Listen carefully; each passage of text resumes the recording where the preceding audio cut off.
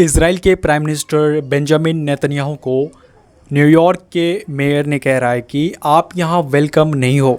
जी हाँ दोस्तों, मैं बात कर रहा हूँ इजराइल का प्राइम मिनिस्टर बेंजामिन नेतन्याहू के बारे में और न्यूयॉर्क के मेयर ज़ोहरान ममदानी के बारे में। इजराइल के प्राइम मिनिस्टर बेंजामिन नेतन्याहू और न्यूयॉर्क सिटी के मेयर ज़ोहरान ममदानी के बीच शुरू हुए बड़े विवाद की इस मामले में अरेस्ट वारंट, वार क्राइम्स और अमेरिका की प्रेसिडेंट की भी एंट्री हो चुकी है। सबसे पहले हम बात करते हैं आईसीसी की, इंटरनेशनल क्रिमिनल कोर्ट के बारे में, जो अरेस्ट वारंट निकाल चुकी है बेंजामिन नेतन्याहू के ख़िलाफ़। वीडियो को आखिर तक ज़रूर देखिए क्योंकि इस कहानी में कोई ऐसे मोड़ हैं जो आपकी पूरी पिक्चर समझने में मदद करेगी, इनकी पॉलिटिक्स समझने में मदद करेगी। तो सबसे पहले समझते हैं कि हुआ क्या है। न्यूयॉर्क सिटी के नए मेयर जो बने हैं ज़ोहरान ममदानी ने कहा है कि अगर इजराइल के प्राइम मिनिस्टर बेंजामिन नेतन्याहू सितंबर में यूनाइटेड नेशंस की मीटिंग के लिए न्यूयॉर्क आते हैं तो उन्हें वॉर क्रिमिनल माना जाना चाहिए। ये कहते हैं ज़ोहरान ममदानी पूरी दुनिया को। न्यूयॉर्क अमेरिका की एक ऐसी सिटी है जहाँ के जो मेयर है पूरी दुनिया में हमेशा से चर्चित रहती है। ममदानी का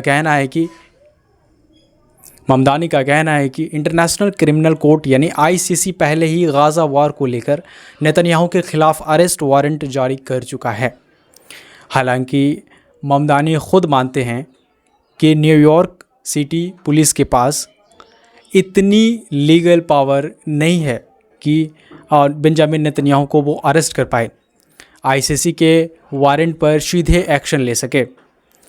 इसलिए उन्होंने अमेरिका की फेडरल गवर्नमेंट से इस मामले में कदम उठाने की मांग की है ताकि ये सब चीज़ें हो पाए। अब आइए जानते हैं कि नेतन्याहू का इस बारे में, इस विवाद में जवाब क्या आता है। फॉक्स न्यूज़ को दिए एक इंटरव्यू में नेतन्याहू ने ममदानी पर सीधा निशाना साधा।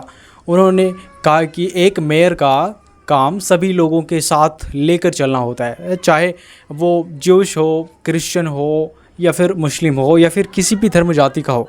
लेकिन ममदानी तो लोगों को बांटने की कोशिश कर रहे हैं।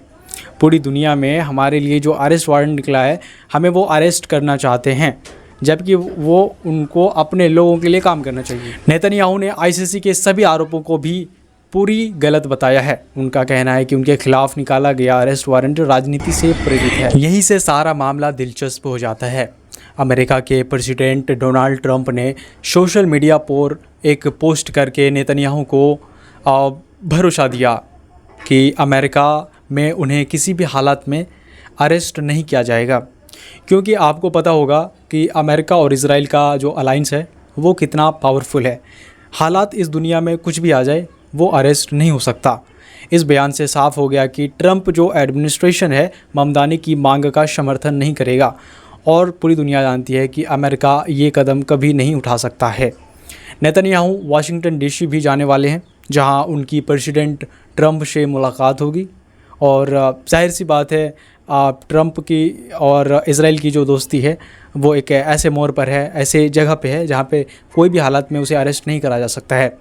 दोस्तों, ये सिर्फ एक मेयर और एक प्राइम मिनिस्टर का विवाद नहीं है, बल्कि एक ऐसी दिलचस्प बात है या फिर एक ऐसी कहानी है जिसमें अरेस्ट वारंट निकाला जाता है इंटरनेशनल क्रिमिनल कोर्ट के द्वारा, लेकिन उन्हें अरेस्ट नहीं करा जाता। नेतन्याहू का कहना है कि पहले अमेरिका में इजराइल को डेमोक्रेट्स और रिपब्लिकन्स दोनों का मजबूत सपोर्ट मिलता था, लेकिन अब कुछ प्रोग्रेसिव डेमोक्रेट्स इजराइल के खिलाफ खुलकर बोल रहे हैं। ममदानी को भी इसी बदलते पॉलिटिकल ट्रेंड का हिस्सा माना जा रहा है जो उनके खिलाफ बोला जा रहा है। यानी गाज़ा वार के बाद दुनिया की पॉलिटिक्स में बदलाव देखने को मिल रहा है। नेतन्याहू को ये बात अच्छे से पता है।